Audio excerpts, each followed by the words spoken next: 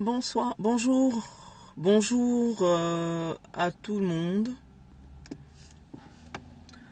Bonjour, bonjour.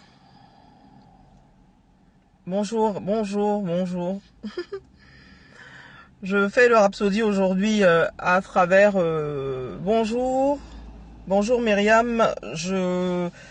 Si vous pouvez mettre des cœurs ou mettre... Bon, voilà, bonjour. Bonjour à tout le monde. Bonjour, bonjour. Je fais le Rhapsody à travers dans ma voiture parce que j'emménage et j'ai pas de connexion chez moi.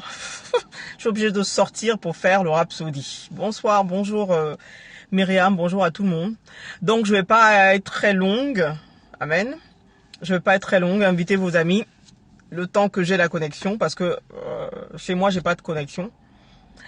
Bonjour à tout le monde.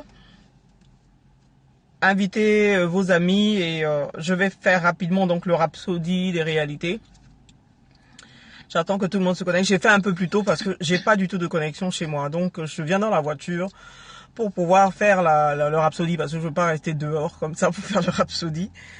Amen. Donc invitez vos amis et je fais ça. On va essayer de le faire rapidement. Amen. Ça va. Bonjour, prophète Jean-Michel.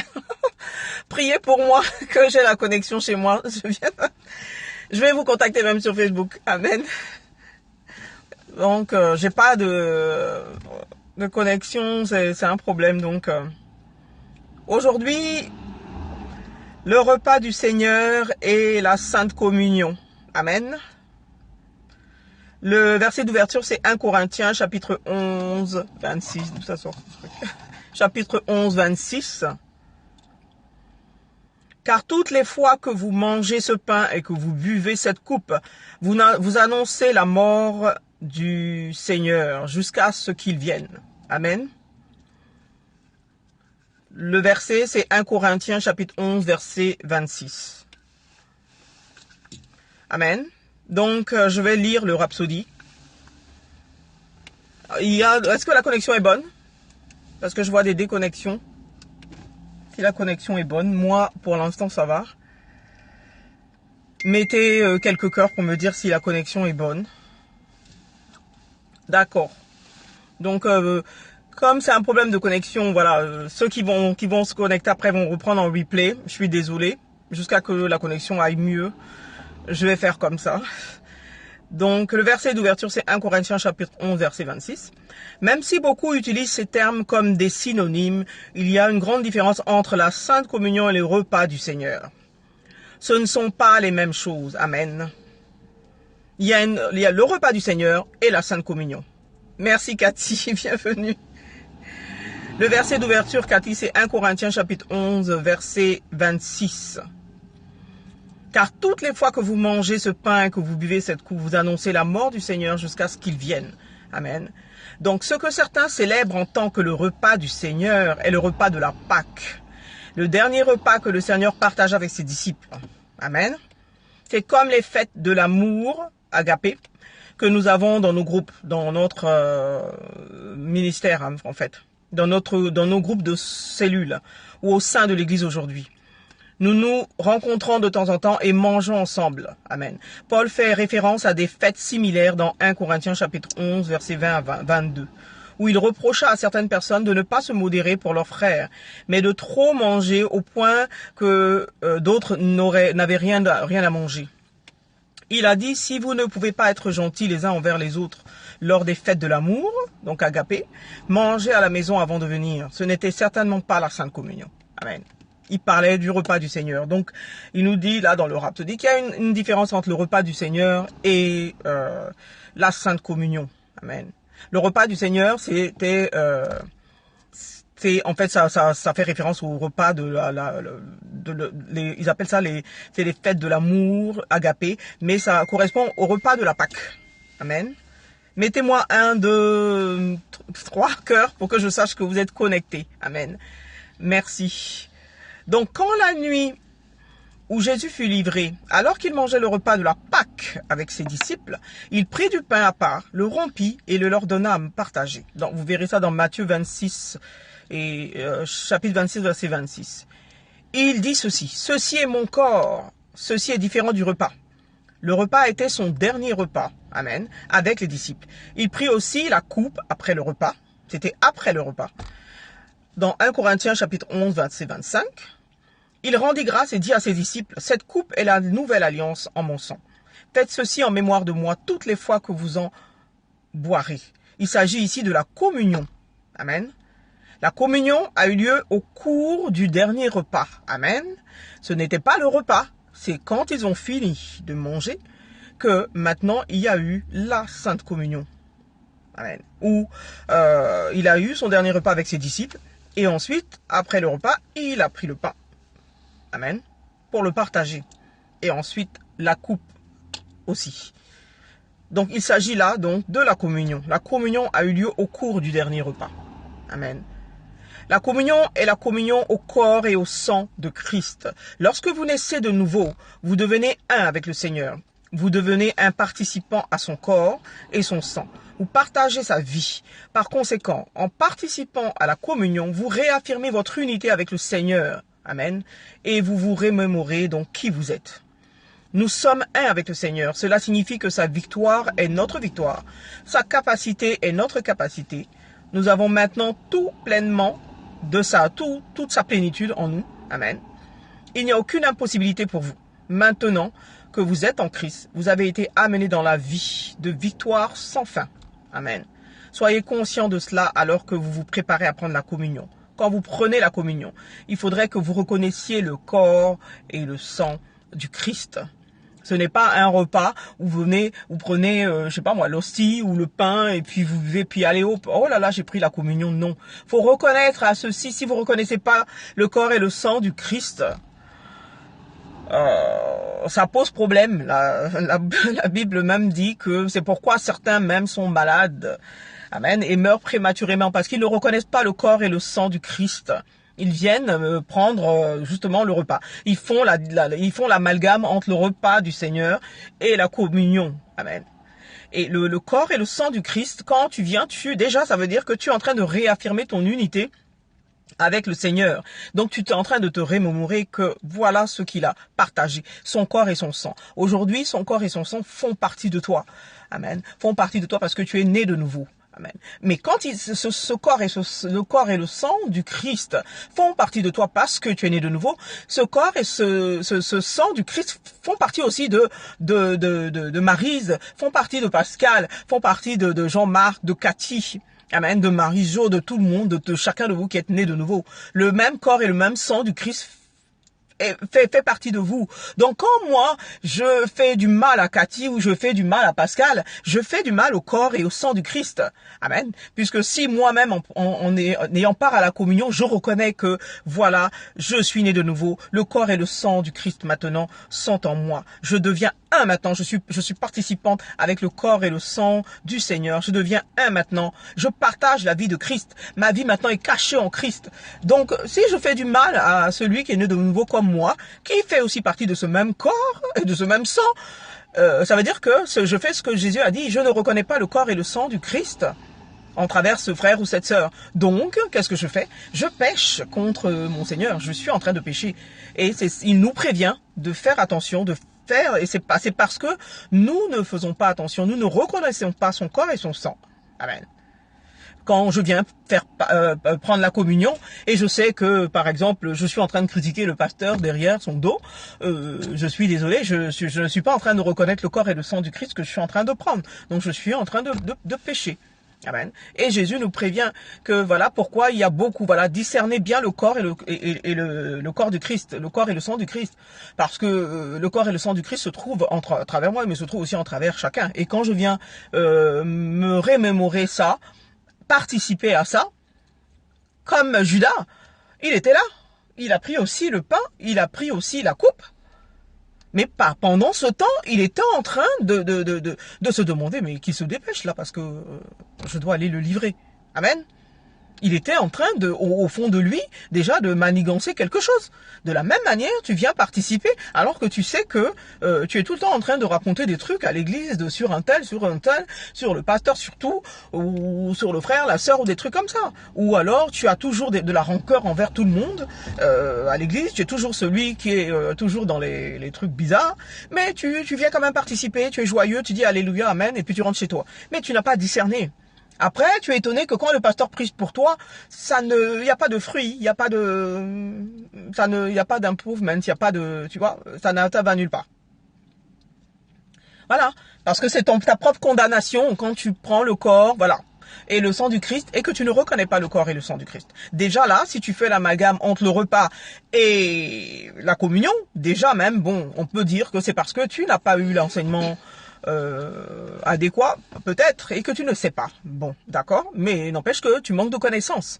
Mais en plus, si déjà tu ne reconnais pas ce même corps et ce même sang que tu es en train de célébrer, Amen, que tu es en train de célébrer à travers toi, et même toi, tu ne reconnais pas même le corps et le sang du Christ en toi, et tu es toujours en train par exemple, de dire, oh là là, je sais pas pourquoi, moi, j'arrive pas, j'ai toujours des problèmes pour faire ci, pour faire ça. Tu es tout le temps en train de parler négativement sur toi, alors que Christ est en toi, habite en toi. Tu es toujours en train de confesser négatif. Tu es toujours en train de confesser, affirmer négatif sur ta vie. Alors que le corps et le sang du Christ, tu fais un. Tu es censé faire un quand tu es en Christ, quand tu es né de nouveau. Amen. C'est pour ça, il précise dans le Rhapsodie, la communion et la communion au corps et au sang du Christ. Amen. Cette communion, c'est au corps et au sang du Christ. Lorsque vous naissez de nouveau, vous devenez un avec le Seigneur. Vous devenez un participant à son corps et à son sang pour partager sa vie. Donc vous-même déjà, vous êtes tout le temps en train de ne pas reconnaître le corps et le sang du Christ déjà en vous.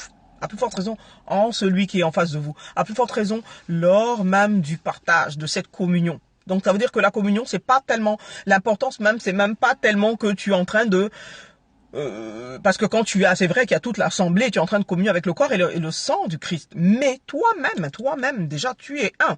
Et tu es en train à plus forte raison, tout le corps, c'est-à-dire l'église, tout le corps du Christ est là rassemblé. Amen.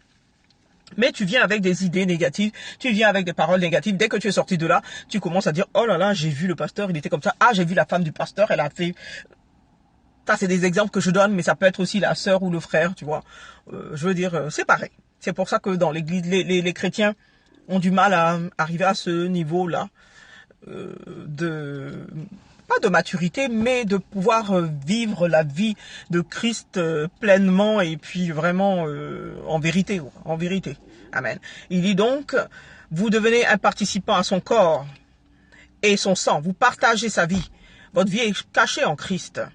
Par conséquent, en participant à la communion, vous réaffirmez votre unité avec le Seigneur.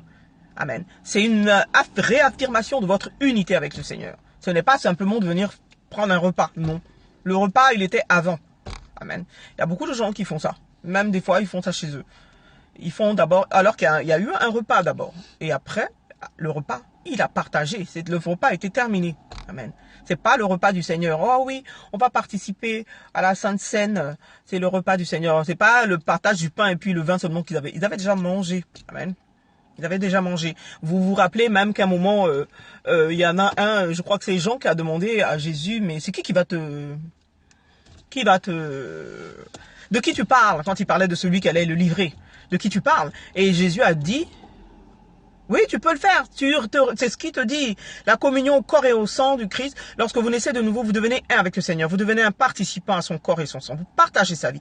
Par conséquent, en participant à la communion, vous réaffirmez votre unité avec le Seigneur. Mais, même si tu le fais chez toi, il faut que tu aies une église. Il faut que tu appartiennes à une église où quand on le fait, que tu aussi puisses partager aussi avec le corps du Christ, avec tout le corps du Christ. Amen. C'est important aussi de partager ensemble, quoi. Amen. Voilà. Mais à tout moment, il faut que tu reconnaisses ce que tu es en train de faire. Tu reconnaisses que la communion et le corps du Christ, tu es un avec le Seigneur. Voilà pourquoi tu te remémores. Amen. Parce qu'il a dit, vous ferez ça en mémoire de moi. Amen. En mémoire de moi. Amen.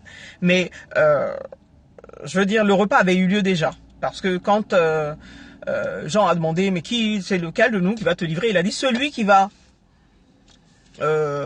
plonger pour mettre son pain dans mon assiette, c'est celui-là. Et Judas, mais ça veut dire qu'ils étaient en train de manger. Ça veut dire qu'ils étaient en train de manger. Ça, c'est le repas.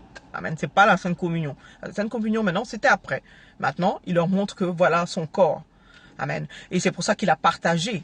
Il a partagé pour que chacun mange de son corps. Il a partagé pour que chacun boive de son sang. Amen. Il a dit, c'est une vraie, mon corps est une vraie nourriture. Et mon sang aussi. C'est une vraie boisson. Amen. C'est la vie. Amen. Vous pouvez pas vous dissocier de mon corps et mon sang. Vous pouvez pas. Vous devez boire à la coupe du Seigneur. Vous devez boire à la coupe. Vous devez pas éviter même d'y boire parce que et quand vous devez boire, vous savez ce qui s'est passé. Il a eu maintenant à être à souffrir et à être crucifié, etc. Donc, il ne vous appelle pas à avoir les mêmes souffrances parce qu'il a souffert pour vous. Il ne vous appelle pas à avoir à être crucifié parce qu'il l'a fait pour vous. Mais il vous appelle et quand il vous appelle, il sait que vous allez aussi recevoir vous allez avoir des tentations, vous allez avoir comment on appelle ça, des persécutions. Donc, c'est une manière de vous préparer en esprit, une manière de vous préparer spirituellement. Donc, quand vous buvez à son corps et vous mangez à sa table, vous prenez son corps et vous buvez son sang, vous réaffirmez que je suis un. Je ne peux pas me dissocier de Christ parce que ma vie maintenant est cachée en Christ. Donc, la vie que je vis, c'est la vie de Christ que je vis. Donc, Christ a souffert, c'est vrai. C'est pour ça qu'aujourd'hui, je ne souffre pas. Mais même aujourd'hui, si je souffre, aujourd'hui, pas si je souffre, si je suis attaqué, je ne souffrirai pas parce que Christ a déjà pris les souffrances. Si aujourd'hui j'ai des challenges, si aujourd'hui j'ai des attaques ou quoi que ce soit, je sais que j'ai la victoire parce que Christ je fais un avec lui. Ma vie est cachée en Christ, donc ma vie ne peut pas être attaquée. Amen. Ma vie ne peut pas être attaquée parce que et là je reconnais le corps et le sang du Christ qui est en moi, donc qui a eu la victoire. Donc quel que soit ce qui peut se passer dans mon foyer, j'ai la victoire parce que Christ en moi il a déjà payé le prix. Et je participe chaque jour que je confesse, je participe à la Sainte Seine. Je confesse que Christ et moi, j'ai le sang, le corps et le sang du Christ fait partie de mon corps et de mon sang. Mon sang n'est plus le sang de mon père et de ma mère. Mon sang maintenant est le sang du Christ. Ma chair est la chair de Christ. Donc, je participe pleinement. Donc, si je participe pleinement chaque jour, j'ai en moi cette connaissance, je suis participant de son corps et de son sang. Or, c'est son corps et son sang qui ont eu la victoire. Amen. Qui ont amené la victoire. C'est par son corps et son sang qu'aujourd'hui, vous êtes nés de nouveau. Aujourd'hui, que le monde est sauvé. C'est la nouvelle alliance. La nouvelle alliance fait partie maintenant de votre corps, donc, vous n'êtes pas comme tout le monde. Vous n'avez pas un corps comme tout le monde. Vous n'avez pas même la chair que vous avez est faible, certes. C'est pour ça qu'il vous dit de demeurer dans la prière, parce que la chair est faible. Mais si vous restez en unité avec lui, parce que la parole de Dieu maintenant représente toujours aussi son corps, représente sa chair, représente la parole faite chair. Amen. C'est toujours la parole de Dieu. Que tu manges, que tu nous nourrisses avec cette parole, tu te nourris avec cette parole. Tu te nourris pas avec d'autres. Et tout ça, c'est spirituel, tout ça, c'est la même chose.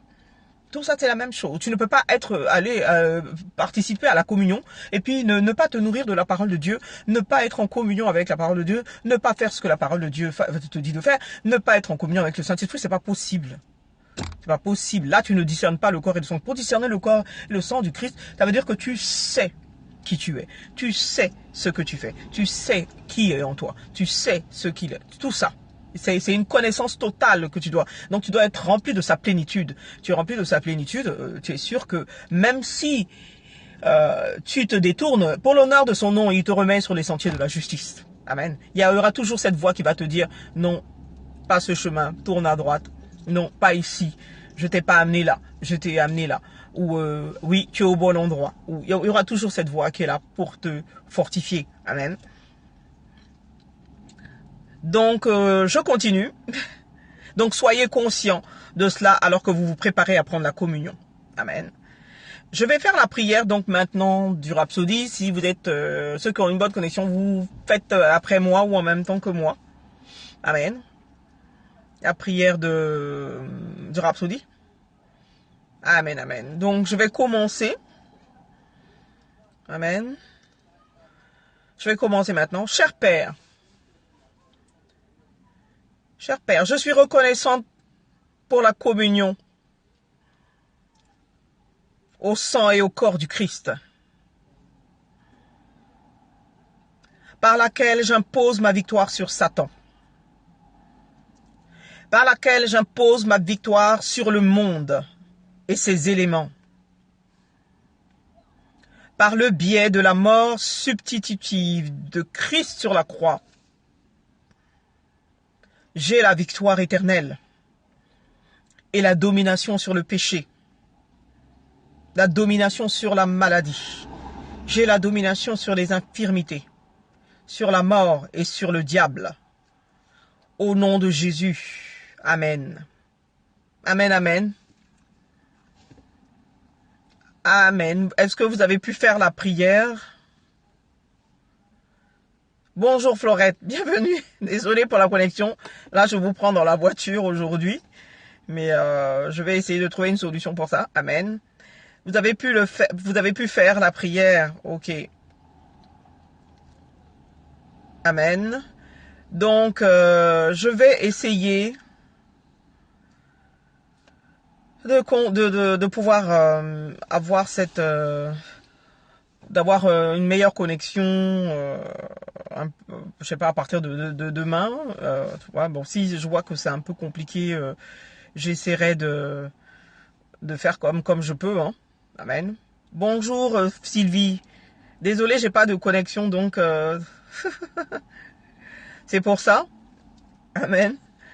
Donc là, j'ai fait le Rhapsodie des réalités, donc j'espère que vous allez... c'est pas j'espère. De mettre quoi sur le mur? Le broadcast, là. Il est sur Catch Me. Je vais essayer de mettre sur la prière. C'est sur mon mur. Tu peux regarder sur mon mur. Il y a le Rhapsodie des réalités. Il y a le lien. Ton pasteur, c'est pas que tu le choisis, tu peux choisir. Tu peux choisir si Dieu te donne... Dieu te donne cette inspiration-là, si le Saint-Esprit te donne cette inspiration-là de le choisir, tu peux le choisir. Si Dieu t'inspire ça, le Saint-Esprit t'inspire que tu n'es pas au bon endroit, tu peux lui demander, ça dépend de ce, tu peux le recevoir. Amen. Tu peux le ressentir, comme il peut te le dire directement, ou tu peux le ressentir. Amen. Ton pasteur, tu peux, c'est pas que je l'ai choisi, hein, j'ai porté en prière, et puis quand j'ai porté en prière, il m'a donné un signe vraiment très clair, et puis quand je suis rentré dans ce ministère, parce que la personne, je veux dire, tu dois rejoindre la vision de la personne, de toutes les façons. Moi déjà, j'avais la même vision que Pasteur Christ a, mais sans le connaître. Et puis quand il m'a donné le signe, je veux dire, il a fait les choses. Hein. Je suis tombé, il y avait une émission à la télévision et c'est lui qui passait à la télévision. Et le passage qu'il m'avait donné dans la Bible, c'est le même passage que le pasteur était en train d'annoncer. J'ai eu ma réponse. Et puis depuis, même 2 ou 3 fois, il m'a montré clairement que non. Quand j'ai eu à changer de branche, en fait, donc changer de branche, je me suis dit bon, j'habite trop loin de l'église, bon, je vais aller dans une autre. Mais il m'a montré clairement que non, tu restes là.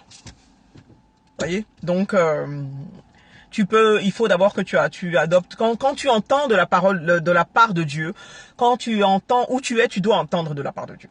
Tu dois entendre de la part de Dieu, c'est-à-dire Dieu doit te parler. Mettez-moi quelques cœurs pour voir si vous êtes encore là. Dieu doit te parler. Dieu doit être constamment en train de te parler. Tu sais que Dieu te parle. Quand tu sais que Dieu te parle, tu sais que tu es au bon endroit, tout simplement. Puisque Dieu doit, à travers le serviteur de Dieu, à travers l'homme de Dieu, ou je sais pas...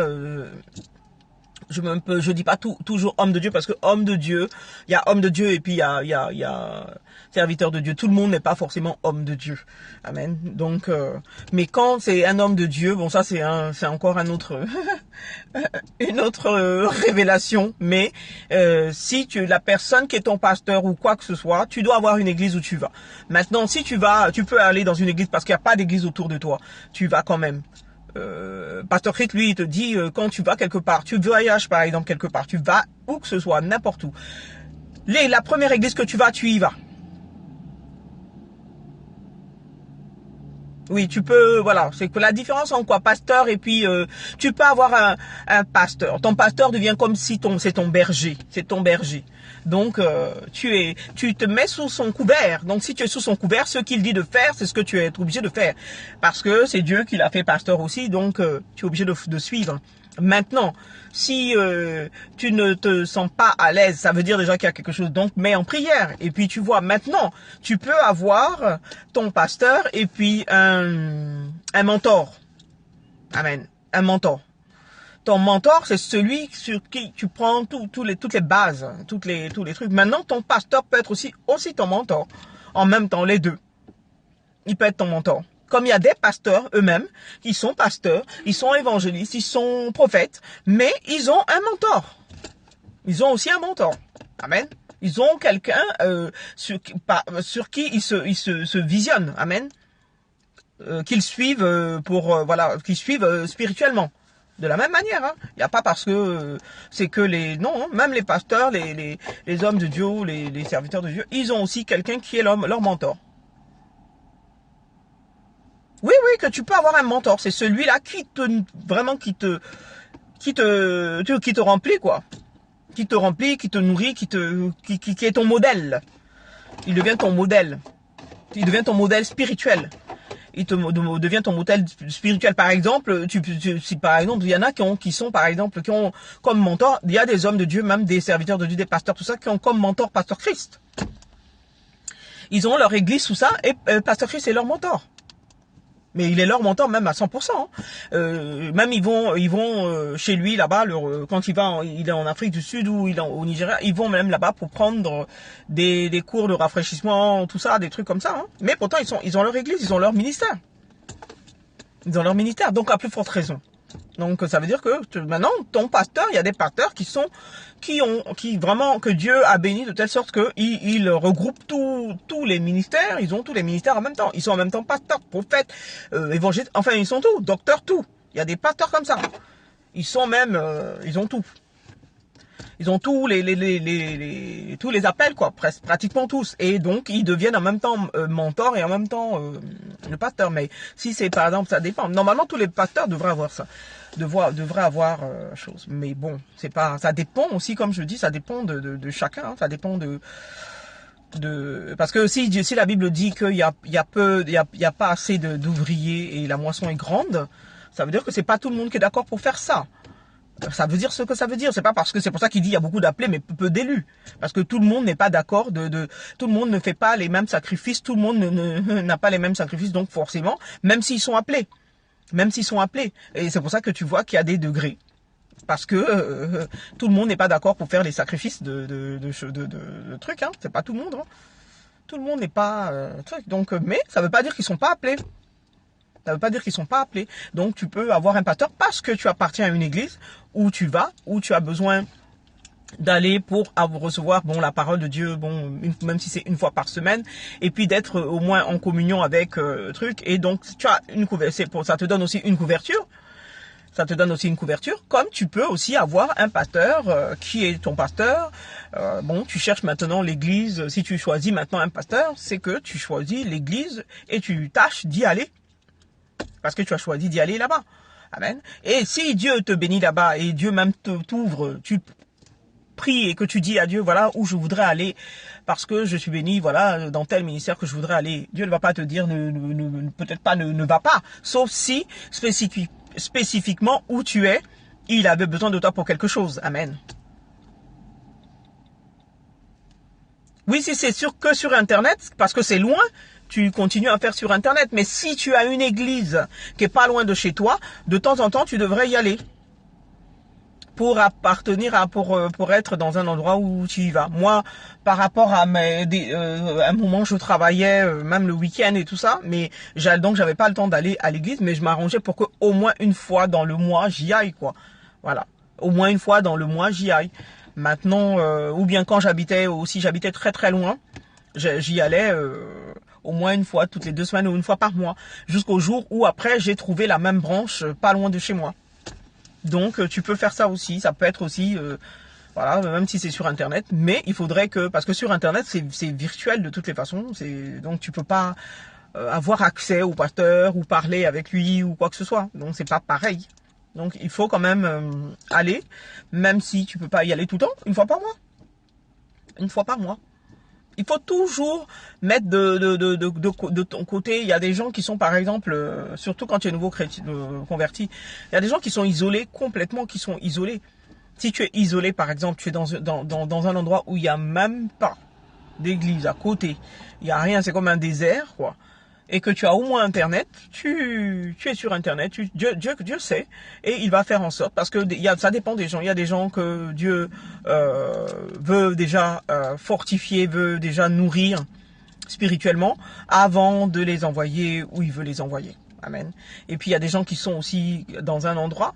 Si tu penses que tu es dans le bon endroit et que tu es bien là-bas, tu n'es pas là-bas pour les gens, hein, tu es là-bas pour Dieu.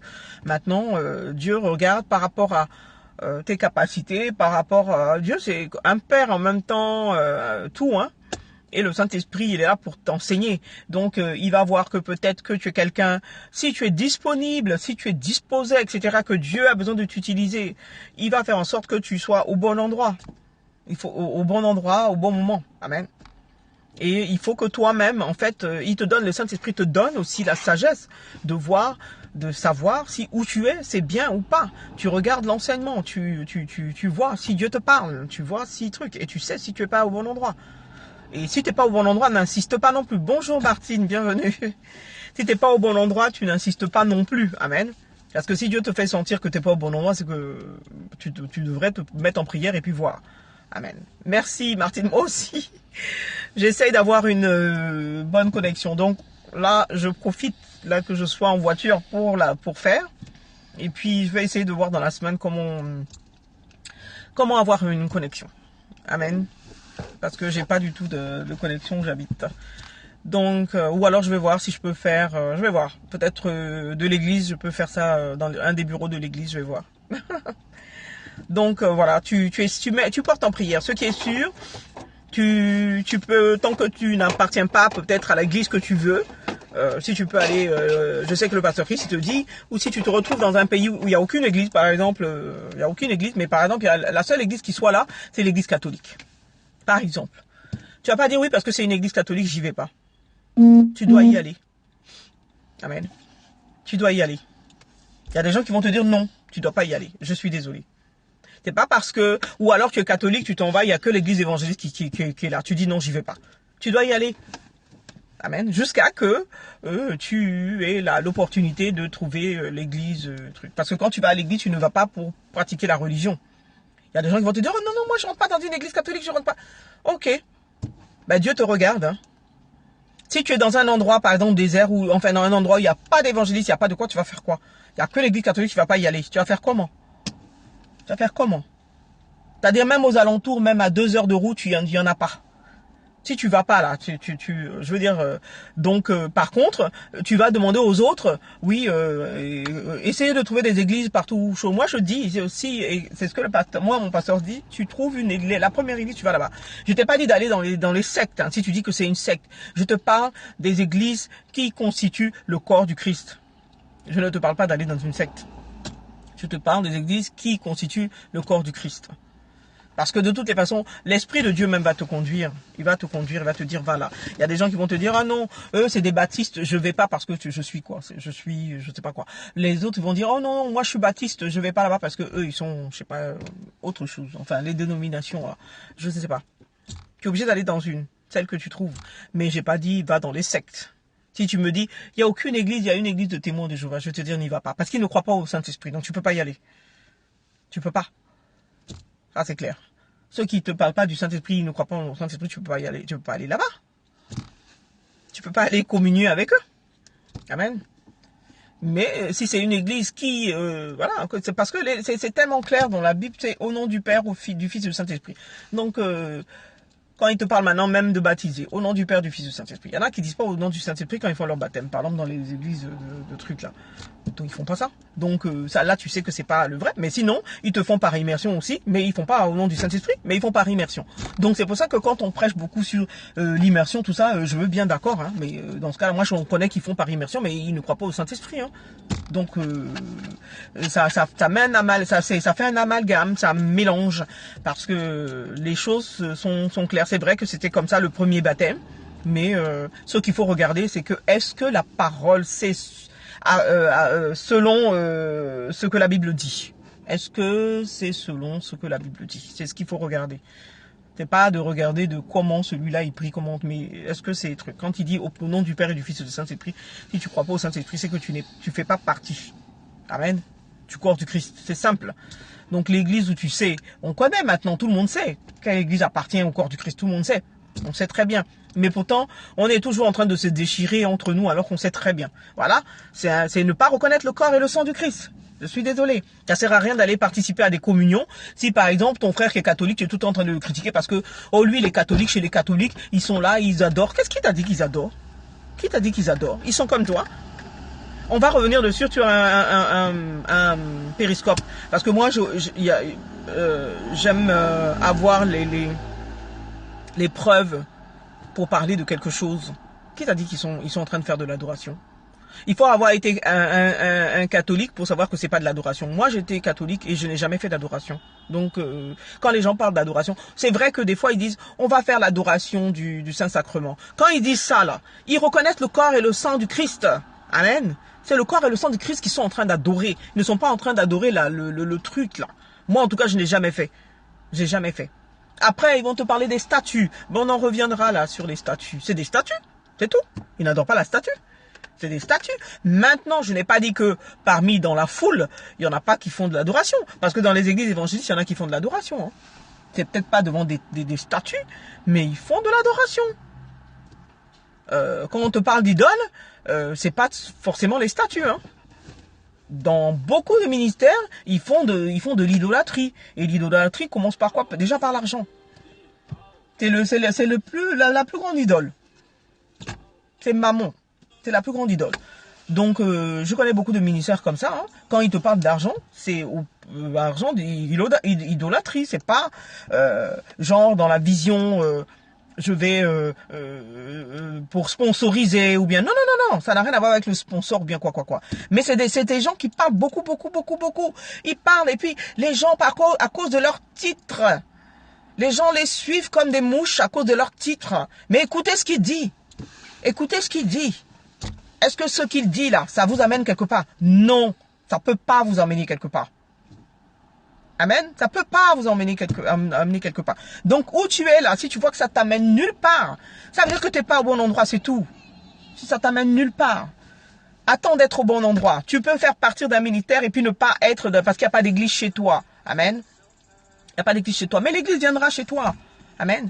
Quand tu commences un truc, c'est pas parce que tu n'es pas dans le truc. Si tu es catholique aussi, que tu vois que, moi, par exemple, j'étais catholique et que c'est catholique là, c'est maintenant que je sais que ça veut dire que c'est la religion. Maintenant, je dis, je suis chrétienne, je suis pas catholique, je suis pas n'importe quoi. Tu m'invites à l'église catholique, j'y vais. Pourquoi j'y vais pas? J'y vais. S'il n'y a pas d'église où je suis là, je vais aller à l'église catholique. Et je vais. C'est vrai que quand ça m'arrive, je m'ennuie parce que, parce que j'ai l'impression que j'en sais plus, quoi. Parce que donc j'ai l'impression que je m'ennuie, quoi. Mais je vais pour participer à la communion, je vais pour l'Eucharistie parce que c'est le corps du Christ.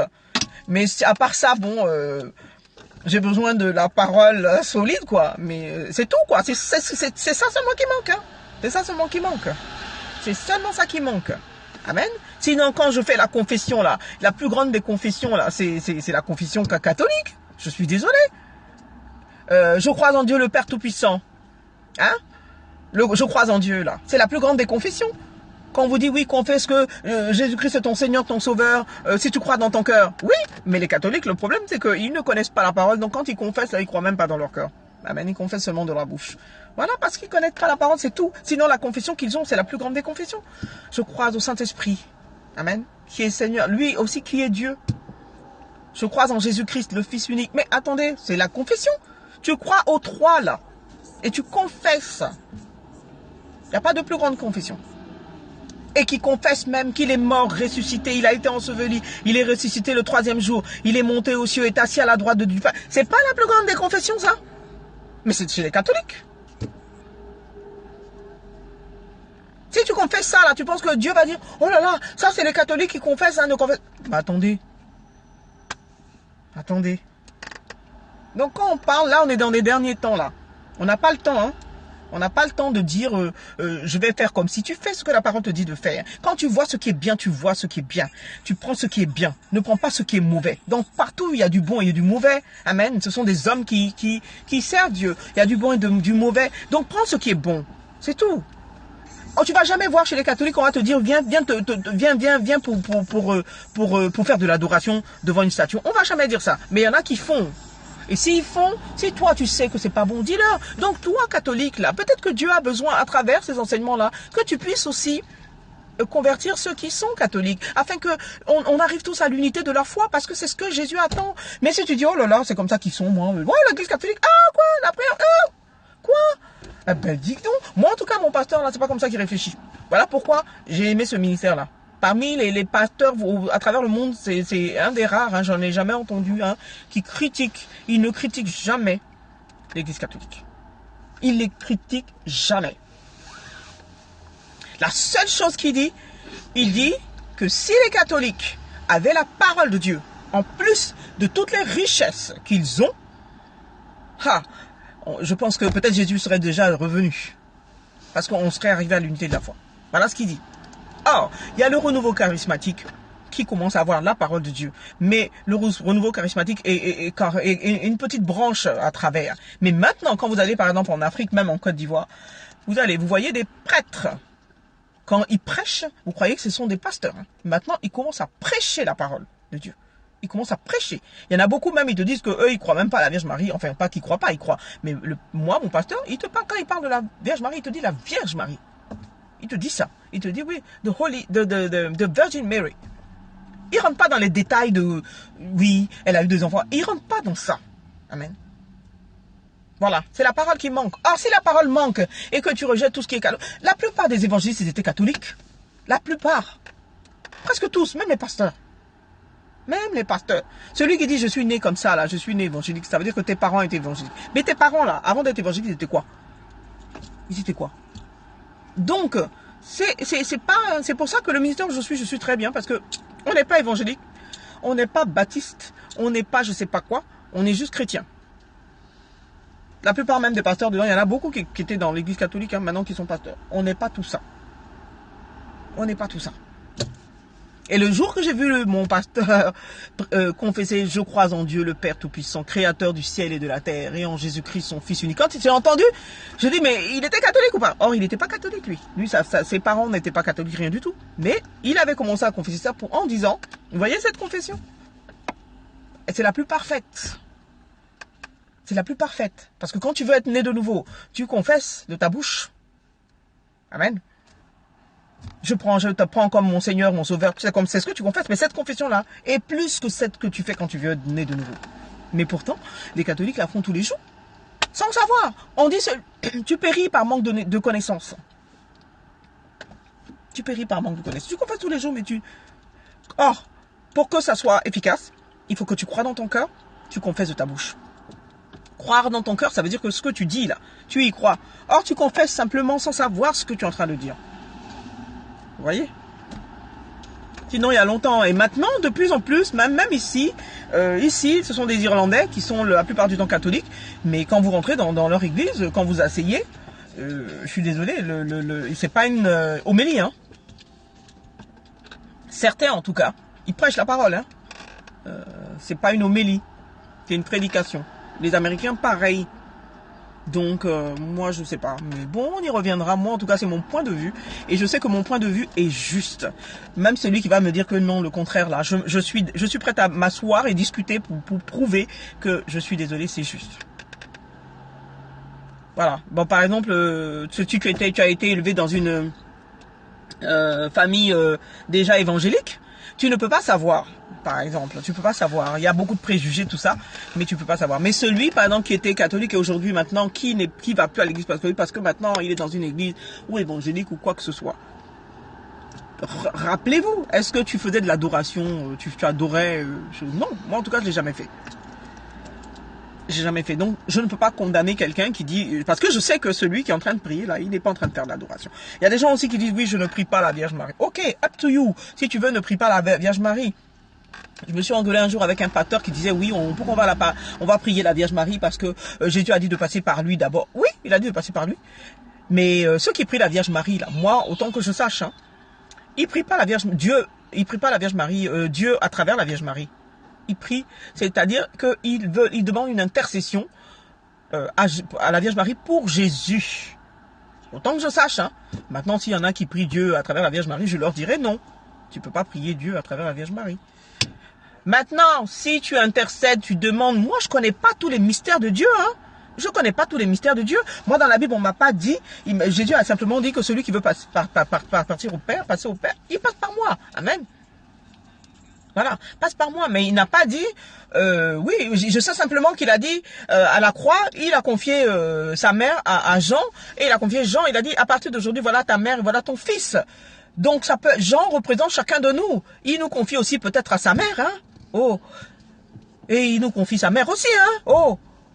Donc, voilà, hein, c'est ça, c'est dans la Bible, hein. C'est, hey, je te salue Marie, comblée de grâce. C'est un verset de la Bible, non? Oh. C'est vrai qu'après, là, la suite, là, ils ont rajouté, mais c'est quand même un verset. Tu ne peux pas renier ça. Donc, c'est moi, je prends ça pour dire, je te salue, Marie comblée. Attends, ça fait partie de la parole, non? Quand je prends le psaume, là, pourquoi je prends le psaume et ça fait partie de la parole et que j'ai le droit de prier le psaume et puis ça, j'ai pas le droit de dire ça? Oh, pourquoi? Donc, à quoi ça sert? Pourquoi ça fait partie, donc, des évangiles? Dites-moi. C'est la parole de l'ange Gabriel. Enfin, je sais pas, hein. Oui, et moi, en tout cas, mon pasteur, c'est-à-dire, tu es libre de prier si tu veux. Moi, j'ai pas dit ne prie pas. Tu es libre. C'est entre toi et Dieu. Moi, ce que je veux, c'est que tu connaisses la parole de Dieu et que tu sois rempli de la parole de Dieu et que tu aies une communion avec le Saint-Esprit de Dieu et que tu saches qui tu es en Christ, que tu sois sûr que tu es né de nouveau. Amen. Et que tu es sûr que tu es né de nouveau. Parce que Jésus a dit, si tu n'es pas né de nouveau, tu ne peux pas avoir les choses du royaume. Tu ne peux pas. Donc, c'est ça seulement dont je m'assure. Amen. C'est de ça seulement je m'assure. Je ne m'assure pas de comment toi tu fais tes prières, si c'est en jaune, si c'est en bleu ou si c'est en rouge. C'est pas mon problème. Si tes prières arrivent où ça doit arriver. Amen. Mais, au moins, je suis sûr. Ok, tu es né de nouveau. Oui, je suis né de nouveau. Oh, et puis tu commences à apprendre. Maintenant, quand tu vas commencer à être en communion avec le Saint-Esprit, tu vas commencer à vraiment être dans la parole. Le Saint-Esprit lui-même va te guider, il va te dire, oui, passe ici. Non, ne fais pas ci. C'est pas moi qui vais venir te dire ça. L'Esprit de Dieu va te dire, ok, fais ça. Ok, fais ceci, fais cela. Moi, depuis que j'ai commencé à rentrer dans la parole, comme ça, instinctivement, il y a les prières de catholiques, je les faisais plus. Quelqu'un ne m'a pas forcé. C'est pas le pasteur Christ qui m'a forcé ou bien qui m'a dit non, ne fais pas ci, ne fais pas ça. Instinctivement, commençais à connaître la parole, je priais autrement. Amen. Donc, on force pas les gens. Ça vient. L'unité de la foi, c'est quoi? C'est que nous croyons au même Dieu, au même, que ce soit le même esprit, le même Dieu, le même baptême. Donc, que ce soit au nom du Père, du Fils et du Saint-Esprit. Point barre. Ceux maintenant qui disent qu'il n'y a pas le Saint-Esprit, c'est ceux-là qui sont en dehors maintenant du corps. Hein. Je suis désolé pour vous si vous me regardez, c'est que vous n'êtes pas dedans, quoi. Mais tant que c'est dans avec le Père, le Fils et le Saint-Esprit, je peux pas dire que parce que tout ça c'est la religion. Je peux pas dire que tu es pas dans la bonne religion, c'est la religion. Or moi, ce que je suis en train de prêcher là, c'est pas la religion, c'est la parole de Dieu, c'est pas la religion. Donc maintenant, quand je te prêche la religion, si tu es bouddhiste, que tu prends ça et que tu acceptes ça. Si tu es musulman, tu prends ça, tu acceptes ça. Tu es catholique, tu prends ça, tu acceptes ça. Tu es je sais pas moi, baptiste, tu prends ça. Parce que même si tu es baptiste, ce que je suis en train de prêcher, ça veut pas dire que tu connais. Même si tu es évangéliste, ça veut pas dire que tu connais. Donc si tu prends, que tu acceptes ça et puis que tu dis, voilà, c'est là que je sais que on est en accord. Mais après, si tu continues, je t'encourage à continuer à aller dans ton église. Je peux pas te dire quitte ton église. Tu continues à aller dans ton église, au contraire. Voilà. Mais l'église, quand il parle de l'église œcuménique, c'est-à-dire c'est tout le monde rassemblé. On est tout le temps tous dans le même corps du Christ. C'est le Père, le Fils et le Saint-Esprit. C'est la Sainte Trinité. Voilà. C'est tout. C'est ce que c'est ça. Hein, c'est quand la Bible te dit quand nous parviendrons à l'unité de la foi. C'est-à-dire nous croyons au même Père, Fils, Saint-Esprit. C'est ceux qui sont pas dans ça là. C'est qui sont pas. On n'a pas besoin d'eux. Amen. Mais après maintenant. C'est le Saint-Esprit maintenant qui te guide. C'est lui maintenant qui va te dire, bon, il faut faire comme ci, il faut faire comme ça. Mais d'emblée, si quelqu'un vient puis tu lui dis, oui, comme toi tu es catholique, là, en tout cas, ça c'est démoniaque. Qui a dit que c'est démoniaque? Qui a dit ça? J'ai pas dit qu'il n'y a pas de sorciers là-bas. Mais qui a dit que la base même de cette église est... Non, peut-être qu'il y a des sorciers là-bas, je suis d'accord. Comme il y en a dans l'église évangélique, comme il y en a dans toutes vos églises, il y en a. J'ai pas dit qu'il n'y en a pas. Mais qui a dit que le principe même... Jésus est en train de construire son église. Qui suis-je pour venir critiquer tu vois, la confusion de quelqu'un? Parce que c'est pas moi qui construis l'église. Comment je peux... Si c'était moi, ça ne dépendait que de moi. Ok. Mais moi, je dis, si ça ne dépendait que de moi, j'allais prendre tout le monde. Amen. Et puis former un seul corps. Et je pense que c'est ce que Christ aussi fait. Maintenant, il y en a, ils ne prennent pas tout le monde. Là, je suis désolé. Oui, quand tu entends ça, c'est frustrant. Comment tu veux que le catholique puisse connaître la parole de Dieu, puisse s'approcher et savoir la vérité, si toi tu le rejettes? Pourquoi tu le rejettes? Qui t'a dit qu'au ciel, elle ne va pas arriver au ciel avant toi? Oh, tu sais pas, hein? Jésus, là, le Jésus que je connais, hein, le Jésus que je prêche, il ne rejetait personne. Personne. Amen. Tu es religieux, tu n'es pas religieux si tu venais à lui. Au contraire, même des fois, même il te faisait comme Paul là. Pam. Et puis il te dit, bon là, c'est moi le Jésus que tu persécutes là. Vous attendez qu'il vous fasse ça? C'est moi le Jésus que tu persécutes. Voilà, je suis là. Amen. Pour comprendre quoi? Non, il rejetait personne que je sache. Même si un musulman venait, il n'allait pas le rejeter. Amen. Mais à plus forte raison. Donc voilà ce que moi je pense, et je sais que ce que je pense là c'est vrai parce que celui que je prêche là, il est le Dieu d'amour. Il ne rejette pas celui qui est catholique ou bien celui qui est évangélique. Comme un catholique va dire, oh ça c'est des évangéliques, c'est des sorciers. Qui t'a dit ça? C'est la même chose. Ou bien c'est pas le même Jésus? Qui t'a dit que c'est des sorciers? Les évangélistes aussi disent que les catholiques ils font de l'adoration. C'est toi qui dis ça. Tu sais même pas si leur prière arrive avant toi là-bas. Peut-être que toi, tes prières n'arrivent même pas. Amen. Il y a des choses qu'il faut, c'est spirituel. Il faut s'asseoir un moment, puis... moi, j'ai jamais fait d'adoration dans l'église catholique où j'adorais une statue. J'adorais pas la statue. J'adorais pas la statue. Pourtant, vous tous, là, qui dites ça, là, les gens qui disent ça, quand vos parents sont décédés, vous avez leurs photos dans votre salon. Vous avez les souvenirs. Hein? C'est peut-être pas des statues, mais c'est quand même des photos. Amen. Parce que c'est des gens qui ont existé. C'est pas comme si vous êtes en train de faire une statue de Dieu alors que vous n'avez pas vu Dieu. Non. Bon, je sais pas. Hein. On va revenir déjà de toute façon sur les trucs des statues là. Parce que là, comme... voilà, vous demandez au Saint-Esprit le discernement. Faut pas d'emblée se lever pour... Moi, si tu prêches l'amour, tout ce qui rassemble, je suis avec toi. Mais si ça divise, je suis désolé. Je peux m'asseoir avec toi. Hein. Je peux demander un rendez-vous avec toi et puis m'asseoir avec toi pour dire je suis désolé, hein, pasteur, mais ce que vous avez dit là, je suis désolé. J'ai déjà fait. C'est pas vrai. Essayez de réfléchir et vous verrez. Peut-être que vous n'avez pas eu la révélation, hein, mais essayez de réfléchir. Est-ce que Jésus à votre place aurait dit ça? Non, il n'aurait pas dit ça. Certainement pas. Donc, voilà. Oui, c'est l'amour. Donc, l'amour fait que tu ne peux pas juger l'autre. Donc, comment il fait... Dans la Bible, c'est écrit, tu ne peux pas juger quelqu'un par les jours que lui, il prend, par le jour il mange, le jour il mange pas, ce qu'il mange, ce qu'il mange pas. Non. Amen. Voilà. Si par exemple... voilà, parce que Jésus, quand il va venir, il va te dire, toi, je te connais pas. Est-ce que quand tu étais malade, tu m'as visité? Est-ce que quand j'avais faim, tu m'as donné à manger? Non. Alors que celui qui était catholique, il a fait ça. Mais toi là, qui étais toujours en train de prêcher que ils font de la sorcellerie là, tu n'as pas fait ça.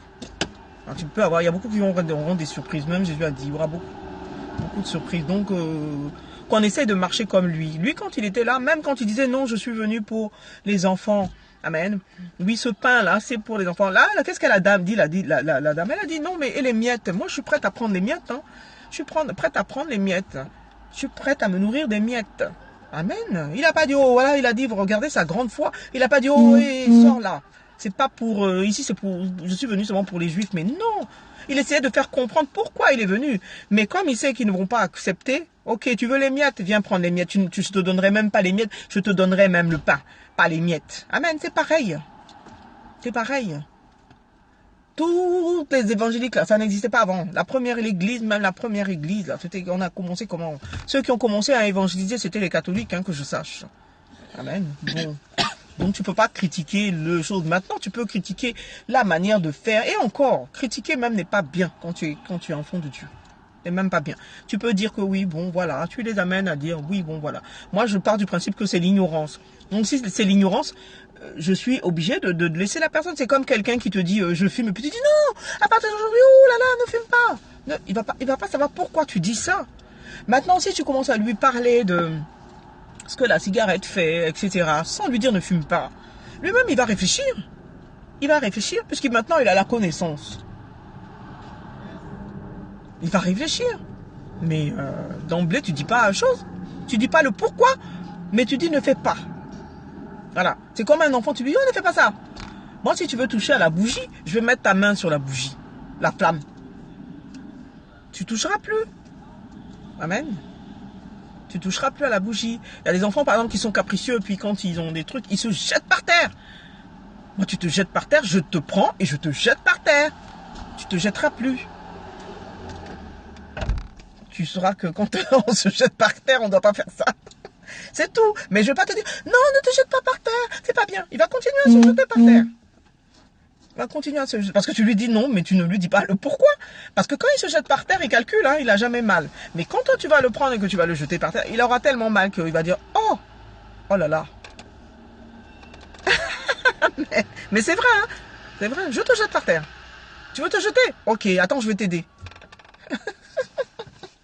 Je te jette. Mais pas trop fort, mais la manière dont je vais te jeter, tu vas savoir que je suis capable de faire comme toi. Et je te jette. Il y a des moments, il se jette par terre, elle se jette par terre. Mais non, pourquoi? Pourquoi tu jettes mais vous faites la même chose. Tu le prends, tu le jettes. Mais doucement, mais tu le jettes. Il va savoir que donc, si on recommence, elle va me jeter même peut-être plus fort. Amen. Non, pas les petits, mais tu lui demandes, est-ce que tu veux que je t'aide? Martine, puisque c'est pas tes enfants à toi. Tu leur demandes, tu veux que je t'aide à te jeter par terre? Si je t'aide, ça va faire mal, hein, tu vois. Voilà. Tu leur demandes, parce que c'est pas tes enfants, donc tu leur demandes, si tu veux, je peux t'aider? Hein? Tu vas voir qu'il va te dire non. Tu dis non, parce que la prochaine fois, je vais t'aider, moi, à te jeter. Tu vas voir que ça sera beaucoup mieux. Parce que t'as pas assez de force, là. Moi, je vais te donner ma force en plus. Bon, ben, je vais vous dire au revoir. Et puis, je vous dis donc à demain. Je vais essayer d'avoir la connexion. Et puis, voilà. Puis, par la grâce de Dieu, on aura une meilleure connexion. Et puis, je vais essayer de revenir. Bonjour, Marie-Jo. Tu viens quand on termine. C'est pas grave, tu reprends en replay. La connexion était très bonne. C'est bizarre quand je suis pas dans la maison, la connexion est parfaite. Et je vais voir surtout... Non, mais tu vas reprendre en replay, t'inquiète pas. C'est une bonne connexion. Amen. Et n'oubliez pas, quand vous reprenez en replay, de mettre aussi des cœurs. Amen. Merci, Marie. Que le Seigneur vous bénisse, que Dieu vous bénisse. Et bénisse tous ceux qui vont se reconnecter aussi. Amen. Trésor, Caius, Sylvie. Amen. Et... merci, moi aussi, je me disais, mais comment, Seigneur, comment trouver une solution? Comment je vais faire pour me connecter? Amen. Donc hier, j'ai pu faire le Rhapsody, mais je l'ai fait en anglais parce que j'étais à la cellule de prière. Donc je l'ai fait là-bas en anglais.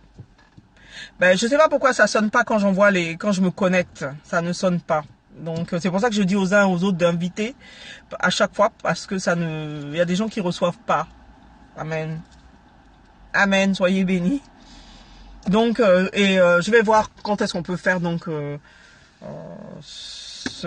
parce que j'ai pas ma tablette là, j'ai pas mes trucs ici. Non, mais le McDonald's, oui, je peux, mais au McDonald's, il y a la musique, et etc. Donc, non. Je vais voir peut-être au bureau, à l'église, ou alors je vais tâcher d'avoir la communion, je dis la communion, la connexion. Amen.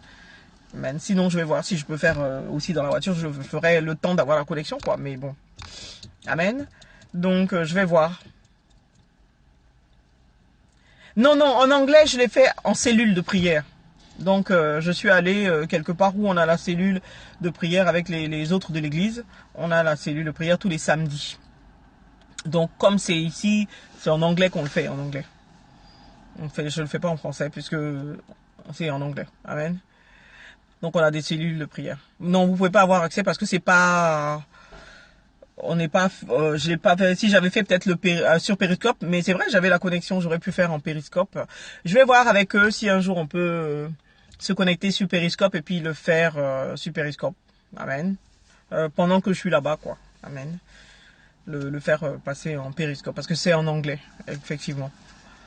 Ok, donc je vous dis soyez bénis, un bon dimanche, que Dieu vous bénisse, que le Saint-Esprit vous fortifie et qui prépare vos semaines, qui remplisse